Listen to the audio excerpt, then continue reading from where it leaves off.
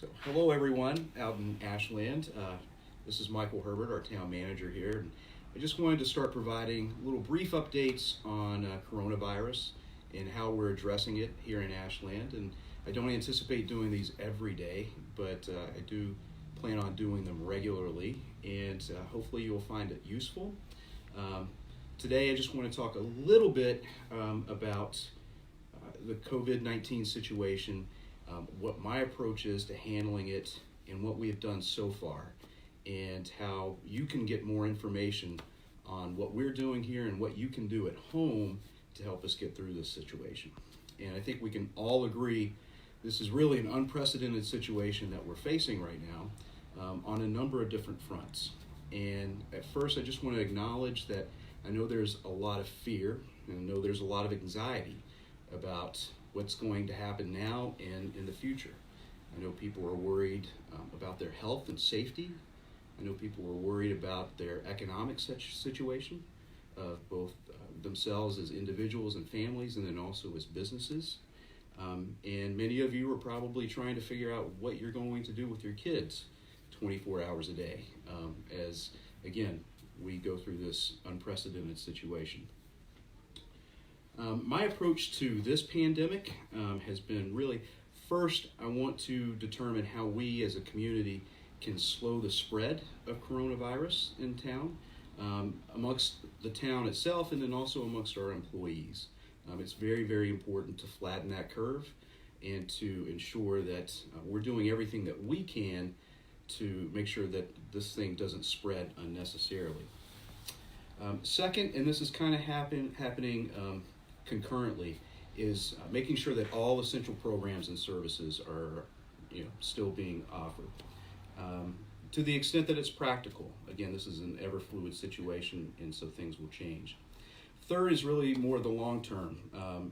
We're going to start assessing what the impacts are financially and to our health and well-being, and actually to our quality of life on our nation, our state, and our community.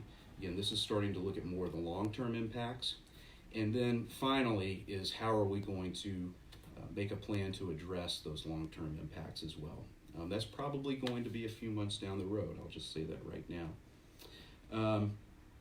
First, I just want to give you an update on what our COVID-19 situation here is in town. I'm here to tell you that as of today, and it's a little after 3:30, on Thursday, we have 2 confirmed cases of coronavirus in Ashland. So what does that mean for people? I know a lot of people were asking that after the first confirmed case yesterday. So what happens is once we are notified through what's known as our MAVEN database, it's a statewide database, that we have a confirmed case, we then, through our local Board of Health, contact that person and start doing an investigation of how that person might have been exposed and who they've been in contact with over the last 14 days. And from that information, we then go on to contact their close contacts, and it rolls on from there. Again, we're trying to determine where this has spread from and where it could have spread to in the time that the person was not tested and they had actually contracted it.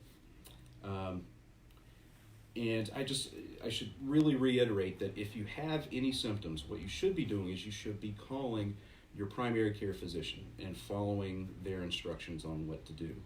And I'm going to ask that if you do get tested, that you call our local Board of Health and let them know that you have been tested, just so they have it on their radar screen. I think that's very, very important. But even though we only have 2 confirmed cases, I think it's also really important for everybody to realize that we should all act as if we're contagious. We should all be acting as if we have the COVID-19 virus and take actions appropriately. That means practicing social distancing. It means washing your hands regularly. Just have that mindset as you're going throughout the day. Our crack team here in Town Hall has put together a couple of great resources for information. First is we have a dedicated web page for coronavirus. If you go to the Ashland Mass homepage, that's ashlandmass.com, you'll see a big red button at the top that says coronavirus info. You click on that and it'll take you to a web page that has links to all of my communications, some of the superintendent's communications, a lot of business info and how businesses can be helped, and also a lot of other info about health and safety, things of that nature on that website.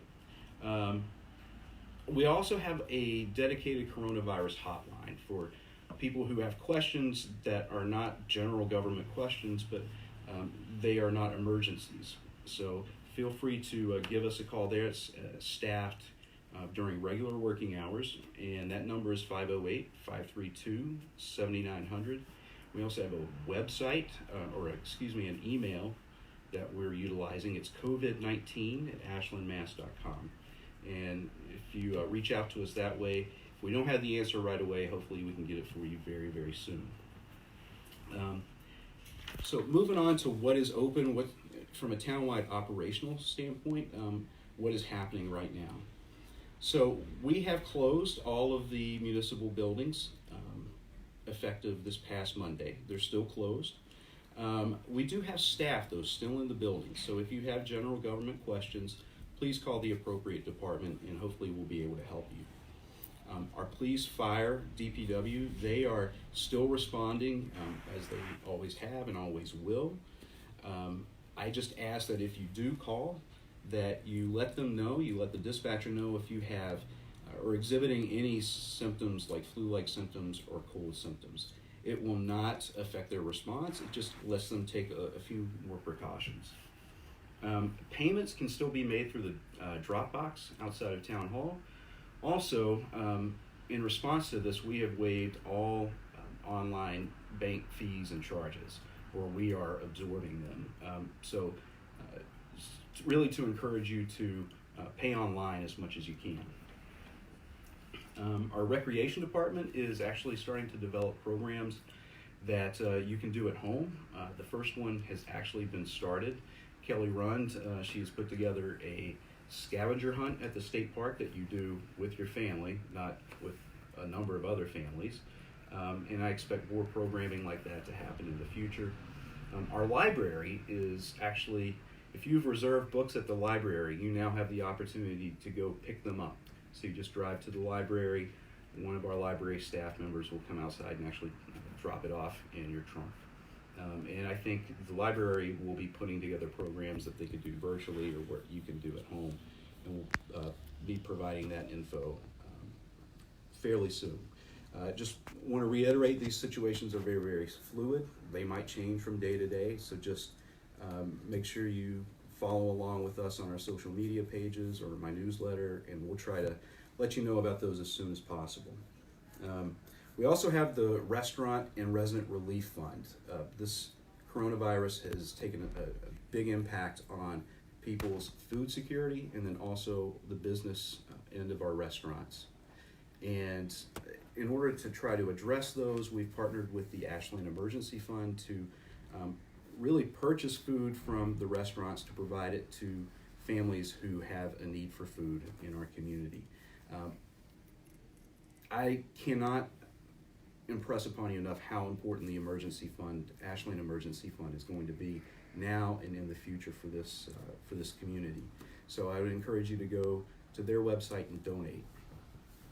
And then finally, I just want to talk a little bit about the overall picture here in our country. So I firmly believe that in any crisis management situation, the most important thing is coordinated and accurate information. And again, this is something that hasn't been faced before, so all of us at all levels of government have been kind of caught off guard. There's no script, there's no playbook for us to follow. We're literally writing it right now.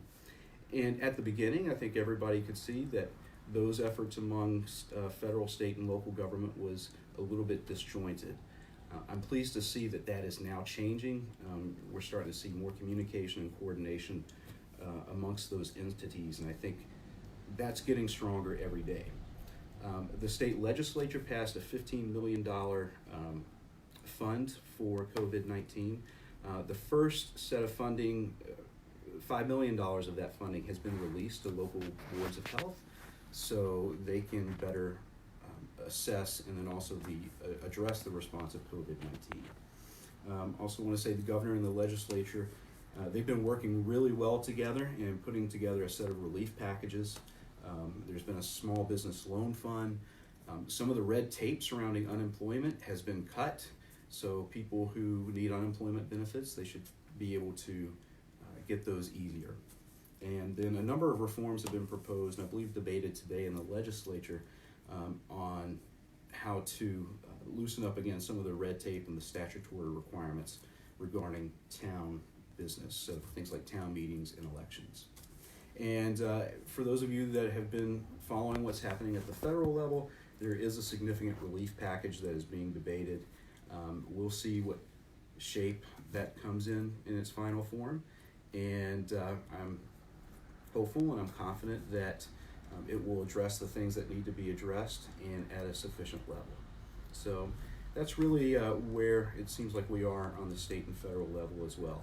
I would encourage you to reach out to our legislative delegation, which is at the state level. It's Senate President Spilka and Representative Lewis, and follow along with them to see what information they have, and then also Congresswoman Clark and in the U.S. Congress. So right now that's about it for this first update. Again, I hope it's been helpful. I'll continue to do these. If you have any questions, please reach out to me. If I don't have the answer, I can find somebody who does, hopefully, or utilize our coronavirus hotline and email address, and we can get you the answer that way. So hope everybody is safe, hope everybody is healthy. I want to say thanks to our town hall staff, town employees. They've just been absolutely wonderful during this whole situation. Actually been pretty remarkable. So you're in good hands with the people that are working for you right now. And so that's about it. I will see you again soon, and again, hope everybody is well.